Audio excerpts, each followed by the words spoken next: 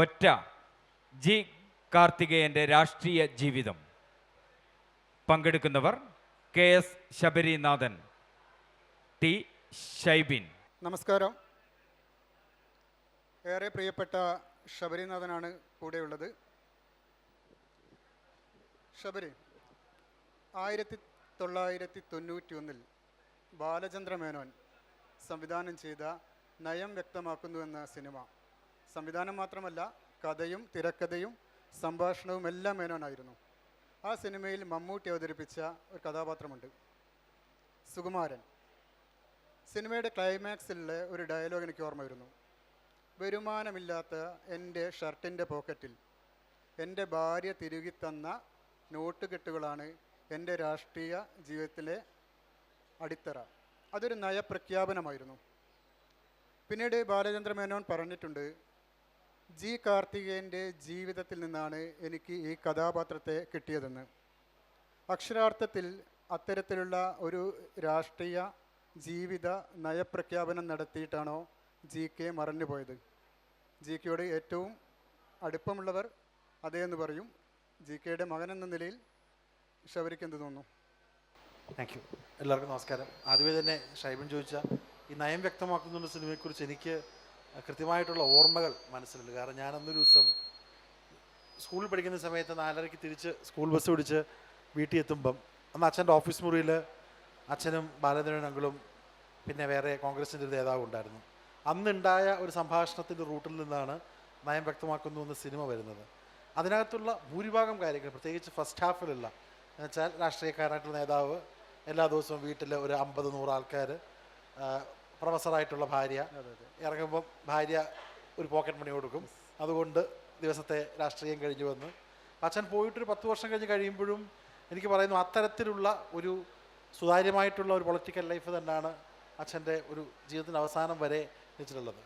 കാരണം ഈ സാധാരണ നമ്മളറിയാവുന്ന കുടുംബത്തെ അറിയാവുന്ന ആളുകൾക്കും അച്ഛൻ്റെ സ്വഭാവവും പൊതുരാഷ്ട്രീയം അറിയാവുന്ന ആളുകൾക്കും അത്തരത്തിൽ നൈർമല്യമുള്ള പാർട്ടിയോട് ചേർന്ന് നിന്നുകൊണ്ടുള്ള ഒരു രാഷ്ട്രീയ പ്രവർത്തനം വളരെ, ഇപ്പം നമ്മളൊക്കെ ഇതൊക്കെ വളരെ ഒരു മിഡിൽ ക്ലാസ് ലൈഫ് ജീവിച്ച, എന്നാൽ ഒരു രാഷ്ട്രീയത്തിലുള്ള ഒരാളുടെ മകൻ എന്ന രീതിയിലുള്ള ചില സൗഭാഗ്യങ്ങൾ കിട്ടുന്നുണ്ട്. ഞാൻ എപ്പോഴും തമാശയ്ക്ക് പറയും, എൻ്റെ ഫസ്റ്റ് MLA ആയപ്പോൾ എൻ്റെ ഇൻ്റർവ്യൂ ചെയ്തപ്പോൾ പറഞ്ഞൊരു കാര്യമുണ്ട്. എനിക്ക് അന്ന് ജി കാർത്തികേയൻ്റെ മകനായതിൽ ഏറ്റവും എനിക്ക് ഭാഗ്യം ഉണ്ടായിരുന്നത് ശ്രീകുമാറിൽ മോഹൻലാലിൻ്റെ പടം കാണുമ്പം ഫസ്റ്റ് ഷോയ്ക്ക് ടിക്കറ്റ് അച്ഛൻ വിളിച്ചു പറഞ്ഞാൽ ഫസ്റ്റ് ഷോയ്ക്ക് ടിക്കറ്റ് തരും. അപ്പം ആ തരത്തിലുള്ള ഒരു എക്സ്റ്റൻഷൻ മാത്രമാണ് പൊളിറ്റിക്കൽ പവർ അറ്റ്ലീസ്റ്റ് നമ്മൾ ഫാമിലി എടുത്തിട്ടുള്ളത്. പക്ഷെ അച്ഛൻ മാത്രമല്ല, അച്ഛൻ്റെ ആ തലമുറയിലുള്ള പല ആളുകളും, അത് കോൺഗ്രസ് ആകട്ടെ കമ്മ്യൂണിസ്റ്റ് ആകട്ടെ, എന്നോട് എപ്പോഴും കാണുമ്പം ശ്രീ ജി സുധാകരൻ പറയാറുണ്ട്, AK ബാലൻ പറയാറുണ്ട്. അപ്പം അച്ഛനൊക്കെ ഇന്ന് KSU പ്രസിഡൻ്റ് ആകുമ്പം അന്ന് ശ്രീ സുധാകരൻ SFIയുടെ ആ സമയത്തുള്ള നേതാവൊക്കെ ആയിരുന്നു. അപ്പം ഇവരൊക്കെ രാഷ്ട്രീയ പ്രവർത്തനത്തിന് പോകുമ്പോഴത്തേക്കും ഒരേ ബസ്സിൽ, വേറെ പാർട്ടിക്കാരാണെങ്കിലും ഒരേ ബസ്സിൽ അടുത്തടുത്ത് സീറ്റ് ഇരുന്നു കൊണ്ട് ഒരേ ട്രെയിനിൽ ടിക്കറ്റ് ഇല്ലാതെ ഒരു ടിക്കറ്റിൽ രണ്ടുപേരോട് ഒരുമിച്ച് നിന്ന്, അപ്പം അങ്ങനെയുള്ള ഒരു പൊളിറ്റിക്സിൻ്റെ ഒരു കാലഘട്ടം മാറി. ഇപ്പം ഞാൻ തന്നെ ഇപ്പോൾ പറയും, ഇന്നിപ്പം ഒരു യൂത്ത് കോൺഗ്രസിൻ്റെയോ ഏത് പാർട്ടിയുടെ ഒരു മീറ്റിംഗ്, യുവജന സംഘടനകളുടെ മീറ്റിംഗ് നടക്കുകയാണെങ്കിലും മുറ്റത്ത് നിറച്ച് ഇന്നോവ കാറുകളാണ്. അപ്പോൾ ആ ഒരു രാഷ്ട്രീയ മാറ്റത്തിൻ്റെ ഒരു പഴയ കാലഘട്ടത്തിൻ്റെ ഒരു സൗന്ദര്യം അച്ഛൻ്റെ പൊളിറ്റിക്സിൽ ഒരു നൈർമല്യതയും അതോടൊപ്പം അതിൻ്റെ ഒരു കണിശതയും അതിൽ അച്ഛൻ്റെ പൊളിറ്റിക്സിൽ 100% ഉണ്ടായിരുന്നു. പക്ഷേ ഒന്നും സമ്പാദിക്കാതെ കടന്നുപോയ ഒരാളാണ് ജി കെ എന്ന് ഞാൻ പറയില്ല. ജി കെ ഒരുപാട് സൗഹൃദങ്ങളും ഹൃദയബന്ധങ്ങളും സ്വന്തമാക്കിയിട്ടാണ് കടന്നുപോയത്. തീർച്ചയായിട്ടും. കാരണം എനിക്ക് ഏറ്റവും തോന്നുന്നത് കേരളത്തിൽ എല്ലായിടത്തും, ഈ അടുത്ത കാലത്ത് ഈ പുസ്തകത്തിൻ്റെ ഒറ്റയുടെ റിലീസിന് തന്നെ അന്ന് ശ്രീ VD സതീശൻ പറഞ്ഞൊരു കാര്യമുണ്ട്. കേരളത്തിൽ എല്ലാ വാർഡിലും അന്നച്ഛൻ KSU president, youth Congress president ആയിരുന്നു. അച്ഛനോടൊപ്പം വളർന്നു വന്ന ധാരാളം ആളുകളുണ്ട്, പാർട്ടിയിൽ നിന്നുപോയ ആളുകളും. എല്ലായിടത്ത് പോയാലും അച്ഛന് ഇന്ന് തന്നെ കണ്ടപ്പോൾ എന്നോട് ഒരാൾ പറഞ്ഞായിരുന്നു, GK വന്നാൽ എന്നെ ഫോൺ വിളിക്കും, കോഴിക്കോട് വന്നാൽ, അല്ല വയനാട് വന്നാൽ ഇന്ന സ്ഥലത്ത് പോകണം. അപ്പം എല്ലായിടത്തും ആളുകൾ ഇപ്പോഴും അച്ഛന് ഒരു ബന്ധം, അത് രാഷ്ട്രീയ ബന്ധമല്ല, ഒരു സ്നേഹബന്ധത്തിൻ്റെ ആളുകൾ കേരളത്തിലെ എല്ലായിടത്തും എല്ലാ വാർഡുകളിലും ഉണ്ടെന്നൊരു തിരിച്ചറിവാണ് അത് കിട്ടുന്ന ഏറ്റവും വലിയൊരു പൈതൃകമായിട്ട് ഞാൻ കാണുന്നത്. You can call it that. നമ്മളിവിടെ ചർച്ച ചെയ്യുന്നത് സുധീഷ് ചേട്ടൻ്റെ ഒറ്റ എന്ന പുസ്തകമാണ്. അക്ഷരാർത്ഥത്തിൽ ഈ തലക്കെട്ടിനെ അന്വർത്ഥമാക്കുന്ന രാഷ്ട്രീയ ജീവിതമായിരുന്നു ജി കെയുടെ എന്ന് എനിക്ക് തോന്നിയിട്ടുണ്ട്. പറയാൻ കാരണം 1992 പ്രമുഖരായ 6 നേതാക്കൾ കെ കരുണാകരൻ്റെ ഭാഗത്തു നിന്ന് വിട്ടുപോരുന്നത് അവരെ തിരുത്തൽവാദികളെന്നാണ് ആ കാലത്ത് മാധ്യമങ്ങൾ വിശേഷിപ്പിച്ചത്. എന്നാൽ ജി കാർത്തികേയൻ അതിനും എത്രയോ വർഷങ്ങൾക്ക് മുമ്പേ തിരുത്തൽ തുടങ്ങിയിരുന്നു. ഒരു കറക്റ്റീവ് ഫോഴ്സ് ആയിരുന്നു പൊളിറ്റിക്സിൽ. ഉഗ്രപ്രതാപിയായിരുന്ന ആർ ബാലകൃഷ്ണപിള്ള പഞ്ചാബ് മോഡൽ വിവാദ പ്രസംഗം നടത്തിയപ്പോൾ അദ്ദേഹത്തോട് ആദ്യം രാജിവെക്കണമെന്നാവശ്യപ്പെട്ട രാഷ്ട്രീയ നേതാവ് ജി കാർത്തികനായിരുന്നു. പിന്നീട് മന്ത്രിസ്ഥാനത്ത് ഉണ്ടായിരുന്ന എം പി ഗംഗാധരൻ, അദ്ദേഹവും പ്രതാപശാലിയായിരുന്നു. എം പി ഗംഗാധരൻ തൻ്റെ പ്രായപൂർത്തിയാകാത്ത മകളെ കല്യാണം കഴിപ്പിച്ചു എന്ന വിവാദം വന്നപ്പോൾ അദ്ദേഹത്തോട് ആദ്യം രാജിവെക്കാൻ ആവശ്യപ്പെട്ട രാഷ്ട്രീയ നേതാവും ജി കെ ആയിരുന്നു. കെ കരുണാകരൻ്റെ പ്രതിച്ഛായയെക്കുറിച്ച് ചർച്ച തുടങ്ങി വെച്ച് ജി കെ ആയിരുന്നു. ഘടകകക്ഷികളുടെ വിലപേശകളിൽ മനം മടുത്തുകൊണ്ട് ഏകകക്ഷി ഭരണം കേരളത്തിൽ അനിവാര്യമാണ്, സഖ്യകക്ഷി ഭരണം പോകണമെന്ന് പറഞ്ഞ് ജി കെ ആയിരുന്നു. ഇങ്ങനെ തിരുത്തൽ കൊണ്ട് തൻ്റെ രാഷ്ട്രീയത്തെ പുനർനിർമ്മിച്ചുകൊണ്ടിരുന്ന ഒരു നേതാവായിരുന്നു ജി കെ. ആ അർത്ഥത്തിൽ ഒറ്റ എന്ന ഈ പുസ്തകത്തിൻ്റെ പേര് അന്വർത്ഥമാവുകയാണ്. എന്ത് തോന്നുന്നു? തീർച്ചയായിട്ടും ഏറ്റവും അന്വർത്ഥമായിട്ടുള്ള ഒരു പേരാണ് ഒറ്റ. അച്ഛൻ കോൺഗ്രസിൻ്റെ ഒരു വിഭാഗത്തിൻ്റെ ഏറ്റവും തലമുതിർന്ന നേതാവും കെ എസ് സി പ്രസിഡൻറ്റും യൂത്ത് കോൺഗ്രസ് പ്രസിഡൻറ്റും ഒക്കെയായി ഈ പറഞ്ഞ പോലെ കേരളത്തിൽ എല്ലായിടത്തും ആളുകളുണ്ടെങ്കിലും അച്ഛൻ്റെ ഒരു ഡിറ്റർമിനേഷനും അച്ഛൻ അവസാന കാലഘട്ടമൊക്കെ തീർച്ചയായിട്ടും രാഷ്ട്രീയത്തിൽ മറ്റാരും പറഞ്ഞ് സ്വാധീനിക്കാൻ അച്ഛനെ കഴിയില്ലായിരുന്നു. എന്ത് രാഷ്ട്രീയവും ഗ്രൂപ്പും ഇതൊക്കെ ഉണ്ടെങ്കിലും അച്ഛനെടുത്ത നിലപാടിൽ നിന്ന് പിന്നോട്ട് പോകുന്ന ഒരു കാര്യം. അത് ഷൈബിൻ പറഞ്ഞപ്പോൾ ആ ഒരു കറക്റ്റ് ഒരു കോഴ്സായിട്ട് തോന്നി. അതിനിടയിൽ ഇന്ദിരാഗാന്ധി പാർട്ടി പിളർന്നപ്പോൾ അന്ന് ആദ്യം ഈ 77-78 കാലഘട്ടത്തിൽ കേരളത്തിൽ നിന്ന് 5 ആളുകൾ ട്രെയിൻ പിടിച്ച് അന്നത്തെ ഇന്ദിരാഗാന്ധി കോൺഗ്രസ് കെ കരുണാകരന് മുമ്പേ സത്യം 3-4 ദിവസങ്ങൾക്ക് മുമ്പേ ഇന്ത്യൻ നാഷണൽ കോൺഗ്രസ് ഉണ്ടാക്കുമ്പോൾ കേരളത്തിൽ നിന്ന് പോയ 5 ആളുകളിൽ ഒന്ന് ശ്രീ ജി കാർത്തികേയനാണ്. അല്ല, രാഷ്ട്രീയം പഠിക്കുമ്പോൾ രാഷ്ട്രീയ വിദ്യാർത്ഥി നിലയിൽ ഞാനെപ്പോഴും കൗതുകത്തോടെ ഓർക്കാറുണ്ട്. മാധ്യമങ്ങൾ ഏറ്റവും വലിയ ഇന്ദിരാഗാന്ധി ഭക്തൻ എന്ന് പറഞ്ഞത് കെ കരുണാകരനാണ്. എന്നാൽ അതിനൊക്കെ മുമ്പേ കെ കരുണാകരൻ അറച്ചു നിന്നൊരു കാലഘട്ടത്തിൽ പിന്തുണ പ്രഖ്യാപിച്ചുകൊണ്ട് ഇന്ത്യയിൽ ഇന്ദിരാഗാന്ധിക്ക് പിന്തുണ പ്രഖ്യാപിച്ച ഒരുപക്ഷെ ആദ്യത്തെ വിദ്യാർത്ഥി നേതാവ് ജി കാർത്തികേയനാവും. തീർച്ചയായിട്ടും അതിൻ്റെ ഒരു ബന്ധം ഇന്ദിരാജിയായിട്ടുണ്ടായിരുന്നു. 80 ഇലക്ഷൻ അച്ഛൻ വർക്കല മത്സരിക്കുമ്പോൾ അന്ന് അച്ഛനോട് വർക്കല സ്വന്തം നാട്ടിൽ മത്സരിക്കേണ്ടെന്ന് പല ആളുകളും പറഞ്ഞതാണ്. വർക്കല ഒരു കടുത്ത ഇടതുപക്ഷ കോട്ടയും അന്ന് വർക്കല രാധാകൃഷ്ണനാണ് അവിടുത്തെ സ്ഥാനാർത്ഥി. അന്ന് ഇന്ദിരാഗാന്ധി പ്രധാന നഗരങ്ങളിൽ മാത്രം പോയി ഇന്ദിരാഗാന്ധി വർക്കലയിൽ അച്ഛൻ. പക്ഷെ അന്ന് അച്ഛൻ തമാശയ്ക്ക് പറയും, അന്ന് ഇന്ദിരാഗാന്ധിയെ കാണാൻ വർക്കല വന്ന ആൾക്കാരെല്ലാം വോട്ട് ചെയ്താൽ 10,000 വോട്ടിന് ജയിക്കുന്നത്. പക്ഷെ അന്ന് അവിടെ വിജയിച്ചില്ല, ചെറിയ വോട്ടിന് പരാജയപ്പെട്ടു. അച്ഛൻ കരയുന്നത് ഞാൻ കണ്ടിട്ടുള്ളത് 2 തവണയാണ്. ഒന്ന് ഞാൻ ജനിച്ച് കൊച്ചായിരുന്നപ്പോൾ അമ്മോടുള്ള, ഒന്ന് ഇന്ദിരാജിയുടെയും പിന്നെ രാജീവ് ജി മരിക്കുമ്പോൾ. അപ്പം ഒരു ഇന്ദിരാഗാന്ധിയോട് ഏറ്റവും കൂടുതൽ അടുത്ത ബന്ധമുള്ള യുവാക്കളിലൂടെയാണ് സത്യം പറഞ്ഞാൽ കേരളത്തിൽ കോൺഗ്രസ്. നമ്മൾ കോൺഗ്രസ് രാഷ്ട്രീയം തിരിച്ചു നോക്കുകയാണെങ്കിൽ ഈ 80-ക്ക് ശേഷം ഈ KSU യൂത്ത് കോൺഗ്രസ് സംവിധാനത്തിലൂടെയാണ് പാർട്ടി തിരികെ ശക്തമായി വരുന്നത്. അതിൻ്റെ അടിസ്ഥാനത്തിലാണ് പിന്നെയുള്ള കോൺഗ്രസ് പൊളിറ്റിക്സ്, ഇതുവരെയുള്ള പൊളിറ്റിക്സ് നിർവഹിച്ചിരിക്കുന്നത്. അതിൻ്റെ ഔട്ട്പുട്ടിൽ വന്നിട്ടുള്ള നേതാക്കളാണ് ഇന്നിപ്പോൾ കേരളത്തിലുള്ള കോൺഗ്രസിൻ്റെ പ്രധാനപ്പെട്ട ഇന്ത്യയിലടക്കമുള്ള മലയാള നേതാക്കൾ എല്ലാവരും ഒരു തരത്തിൽ പറഞ്ഞാൽ അച്ഛൻ്റെ പൊളിറ്റിക്സിൻ്റെ കൂടെ നടന്നവരും പ്രോഡക്ട്സും എന്ന് പറയുന്ന ആൾക്കാർ തന്നെയാണ്. അത് വലിയ അഭിമാനമായിട്ട് കാണുന്നൊരു കാര്യമാണ്. ഈ പറഞ്ഞ നിലപാടുകൾ, ഏകകക്ഷി ഭരണം, ഇന്നും ഏറ്റവും കൂടുതൽ ആളുകൾ, മാധ്യമപ്രവർത്തകരടക്കമുള്ള ആളുകൾ, കോൺഗ്രസ്സുകാർ, പഴയ കോൺഗ്രസ്സുകാരൊക്കെ പറയുന്ന ഏകകക്ഷി ഭരണത്തിൻ്റെ കാര്യമാണ്. അത് 84 അന്നൊരു നിലപാട് ഏകകക്ഷി ഭരണം വേണം, കോൺഗ്രസ് ഒറ്റയ്ക്ക് ഭരിക്കണം എന്നുള്ളത് അതിപ്പോഴും ശരിയാണെന്ന് പറയുന്ന ആളുകളുണ്ട്. അത് ബാലകൃഷ്ണപിള്ളയ്ക്കെതിരെയുള്ള. അപ്പോൾ അന്നെടുത്തിരുന്ന ആ ഒരു നിലപാടുകളുടെ ഒരു വലിയൊരു വളർച്ചയും ഒരു മാറ്റവും ഗുണവും കോൺഗ്രസ് പാർട്ടിക്കും ഈ വിഷയാധിഷ്ഠിതമായി യൂത്ത് കോൺഗ്രസ് അടക്കമുള്ള സംഘടനകൾ നിലപാടെടുക്കണമെന്നുള്ള ഒരു കാർക്കശ്യവുമൊക്കെ ഉണ്ടായിട്ടുള്ളത് ആ ഒരു കാലഘട്ടത്തിലാണ്. അപ്പം അതിൻ്റെ ഒരു പിന്തുടർച്ച ഏറ്റക്കുറച്ചുകൾ ഉണ്ടായിട്ടുണ്ട്, കോൺഗ്രസ്സിൽ ഉണ്ടാവുമെന്നുള്ളതൊരു നല്ല കാര്യമായിട്ട് തന്നെയാണ് ഞാൻ കാണുന്നത്. പക്ഷേ കരുണാകരനോട് ഇത്ര അടുപ്പം നിന്നിട്ടും കെ കരുണാകരൻ്റെ ഒരു മന്ത്രിസഭയിലും ജി കാർത്തികേയനെ ഉൾപ്പെടുത്തിയിരുന്നില്ല. 82-ൽ ഫസ്റ്റ് ടൈം MLA ആണ്. 91-ൽ സത്യം പറയുകയാണെങ്കിൽ അദ്ദേഹം, കാരണം ആ സംവിധാനത്തിന് ഏറ്റവും പ്രധാനപ്പെട്ട ആളാണ്, പിന്നെ KPC പ്രസിഡന്റ് വിജയിപ്പിച്ച് കൊടുത്ത ഒരാളാണ്, ആദ്യത്തെ വിജയിച്ച ഏക വൈസ് പ്രസിഡന്റാണ്. പക്ഷെ അന്ന് പലരും അച്ഛൻ മന്ത്രിയാവും വിചാരിച്ചു, പല കാരണങ്ങളുമുണ്ട്. പിന്നെയാണ് മന്ത്രിസഭ മാറി ശ്രീ AK ആന്റണി മുഖ്യമന്ത്രിയാകുമ്പോൾ വൈദ്യുതി മന്ത്രിയാവുന്നതും, പിന്നീട് 2001-ൽ AK ആന്റണി സാറിനോടൊപ്പം ഭക്ഷ്യം സിവിൽ സപ്ലൈസ് ദേവസ്വം മന്ത്രിയാവുന്നതും പിന്നെ ഉമ്മൻചാണ്ടി സാറിനോടൊപ്പം സ്പീക്കറാവുന്നതുമൊക്കെ. അപ്പം എനിക്ക് എപ്പോഴും പറയും അച്ഛൻ്റെ ലൈഫിൽ something that I have noticed, ഒന്നും പേഴ്സണലി ഓർ പ്രൊഫഷണലി ഈ ഫുള്ളായിട്ട് കൺസ്യൂം ചെയ്ത് അതിൻ്റെ ഒരു സാറ്റിസ്ഫാക്ഷൻ, അതൊരു ഫിസിക്കൽ സാറ്റിസ്ഫാക്ഷനും അതൊരു മെൻ്റൽ സാറ്റിസ്ഫാക്ഷനും അച്ഛന് കിട്ടിയിട്ടില്ല. അപ്പം മന്ത്രിസ്ഥാനമാണെങ്കിലും 1 വർഷം, പിന്നെ 2-3 വർഷം, പിന്നെ സ്പീക്കറായപ്പോഴും 3 വർഷം മരണപ്പെടുകയാണ്. അപ്പോൾ ഒരു പൂർണ്ണതയിൽ ഒരു അധികാര സ്ഥാനവും 2014 സ്പീക്കർ സ്ഥാനം രാജിവെക്കുന്നതിനെ കുറിച്ച് അദ്ദേഹം ചിന്തിച്ചിരുന്നു എന്നാണ് ഞാൻ മനസ്സിലാക്കുന്നത്. അതെ അതെ അദ്ദേഹം സജീവ രാഷ്ട്രീയത്തിൽ നിന്ന് പിന്മാറാൻ ആലോചിച്ചിരുന്നോ? ഇല്ല, അച്ഛൻ്റെ മനസ്സിലൊന്ന് ബേസിക്കലി അച്ഛൻ പൊളിറ്റിക്കൽ ബീയിങ് ആണ്, പൊളിറ്റിക്കൽ ആനിമലാണ്. പൊളിറ്റിക്കൽ ആനിമലായിട്ടുള്ള ആൾക്ക് ഒരു സ്പീക്കർ പോലൊരു പോസ്റ്റിലേക്ക് വരുമ്പം ഒത്തിരി ലിമിറ്റേഷൻസ് ഉണ്ട് സജീവ രാഷ്ട്രീയത്തിൽ ഇടപെടുന്നതിൻ്റെ. അപ്പം അച്ഛന് ഇപ്പം ഈ രക്തം ഒന്ന് മുറിച്ച് നോക്കിയാൽ അത് കോൺഗ്രസിൻ്റെ രാഷ്ട്രീയ രക്തമാണ്. ഒരു 10ാം ക്ലാസ് മുതൽക്കേ പഠിച്ച് നല്ല മിടുക്കനായ ഒരാൾ അന്ന് IAS പഠിക്കാൻ വേണ്ടിയാണ് കൊല്ലം SN കോളേജ് കൊണ്ടാക്കിയത്.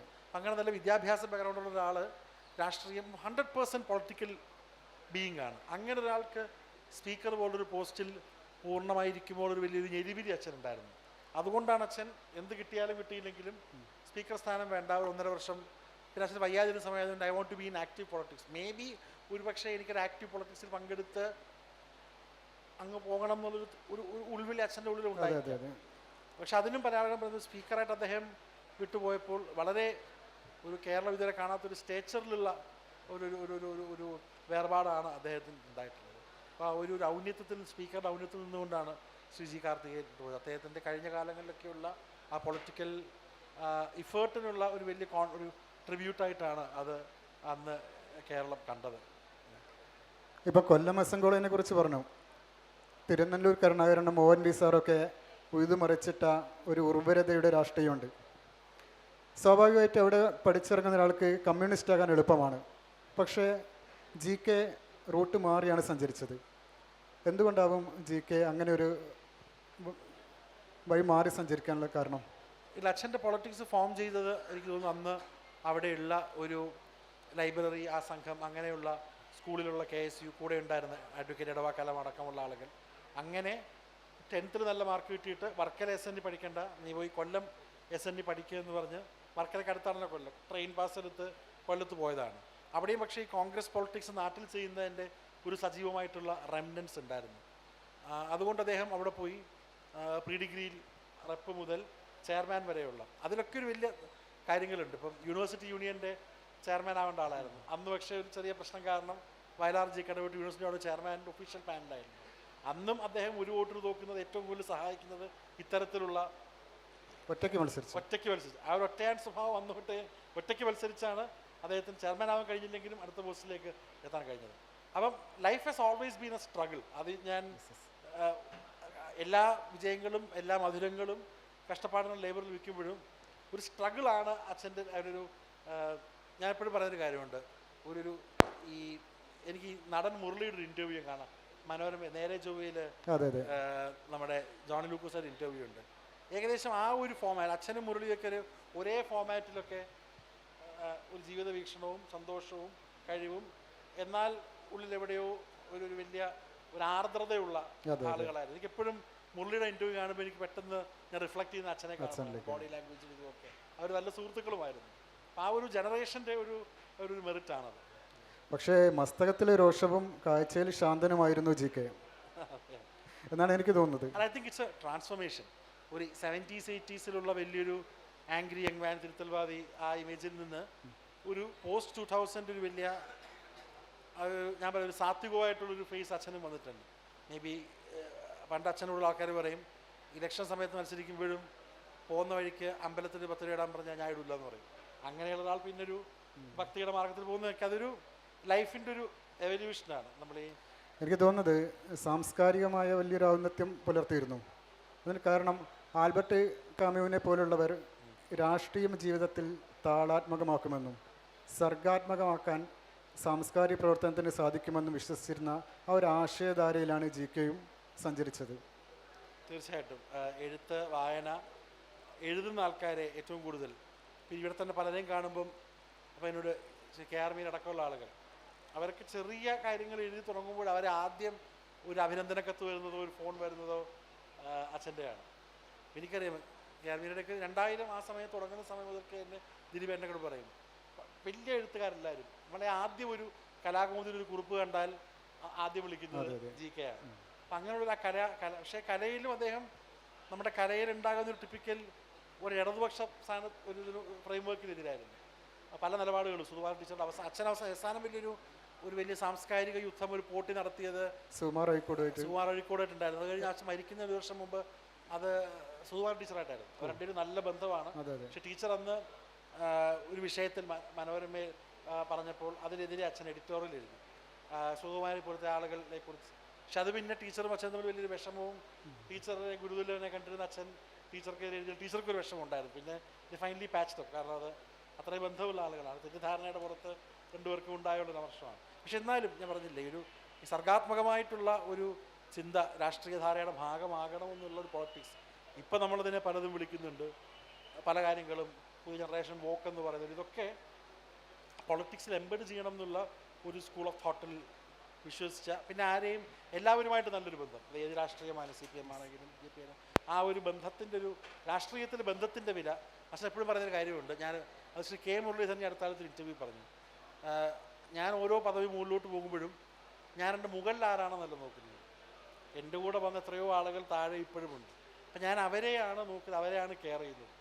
അപ്പം എനിക്ക് തന്നെ അറിയാം, ഇപ്പം അച്ഛൻ്റെ MLA ആയിരുന്നപ്പോഴൊക്കെ ഈ അച്ഛനെപ്പോഴും പറയും, ഈ പ്രമാണിമാരെയും ഇവരെ ഈ കോൺട്രാക്ടറെ കാണാറില്ല കൂടെ.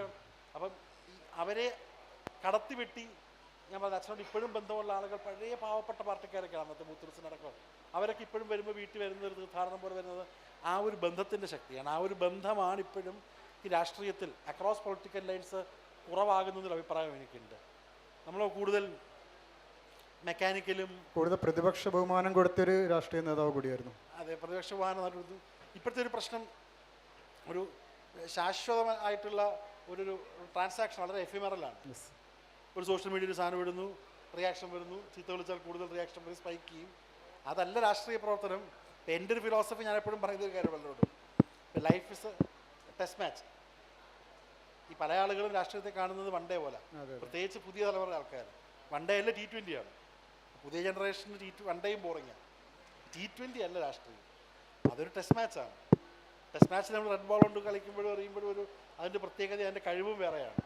ആ ടെസ്റ്റ് മാച്ചിൻ്റെ അവസാനമാണ് നമ്മുടെ രാഷ്ട്രീയത്തിൽ എന്തുണ്ടാക്കി, എന്ത് കോൺട്രിബ്യൂട്ട് ചെയ്യുമെന്ന് പറയാൻ കഴിയുന്നത്.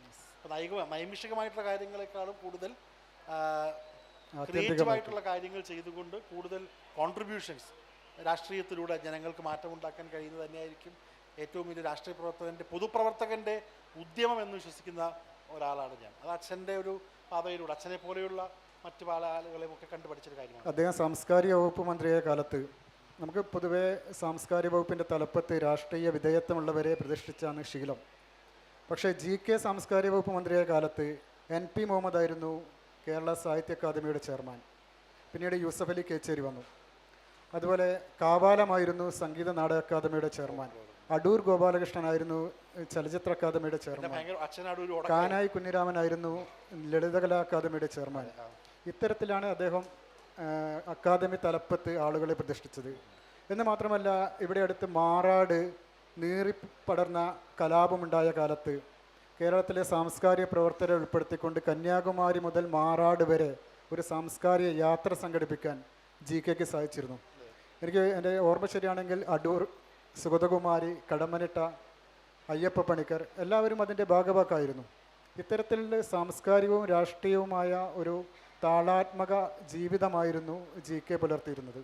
തീർച്ചയായിട്ടും ഞാൻ ഈ രാഷ്ട്രീയത്തിൽ സാഹിത്യം, ഈ പറഞ്ഞ കാര്യം തന്നെ മാറാടിൻ്റെ തന്നെ, എനിക്ക് ആ സമയത്ത് ഏകാന്യ മന്ത്രിസഭയിൽ ഏറ്റവും വലിയൊരു വിവാദം അതായിരുന്നു. പക്ഷേ മാറാട് സമയത്ത് ഏറ്റവും മനോഹരമായി മാറാട് കലാപത്തിന് ശേഷം ഇവിടെ അതിൻ്റെ ഒരു പീസ്ഫുൾ നേച്ചർ ഉണ്ടാകാൻ വേണ്ടി സർക്കാർ ഏറ്റെടുത്ത് ഈ പറഞ്ഞ സാംസ്കാരികമായിട്ടുള്ള ഒരു പേർപ്പസ്, ഈ സാംസ്കാരിക പ്രവർത്തനം വെളിയിൽ നിന്ന് കമൻട്രി പറയുന്ന ആളല്ല, he has to be inside the system എന്നുള്ള ലക്ഷ്യത്തോടെ കൊണ്ടുപോകുന്ന കണ്ടൊരു വലിയ മാറ്റം, ഒരു വലിയ ചെറുത്തുനിൽപ്പ് കാരണം ഉണ്ടാക്കാൻ കഴിഞ്ഞിട്ടുണ്ട്. അപ്പോൾ അങ്ങനെയൊക്കെയുള്ള പല കാര്യങ്ങളും അദ്ദേഹം ചെയ്ത് പറഞ്ഞ പോലെ ഒരു ഒറ്റയാനായി തന്നെ കേരളം രാഷ്ട്രീയത്തിൽ നിറഞ്ഞു നിന്ന ഒരാൾ. അതുകൊണ്ടാണ് ശ്രീ GK ഇന്നും അച്ഛൻ്റെ പുസ്തകം കഴിഞ്ഞ ആഴ്ചയാണ് നിയമസഭയിൽ റിലീസ് ചെയ്തത്. ധാരാളം ആളുകൾ, ചെറുപ്പക്കാർ, ഈ രാഷ്ട്രീയം 70, 80, 90 രാഷ്ട്രീയം ഫോളോ ചെയ്യുന്ന ആളുകൾ, പല ആളുകളും അത് വായിച്ച് അഭിപ്രായം പറയുന്നത്.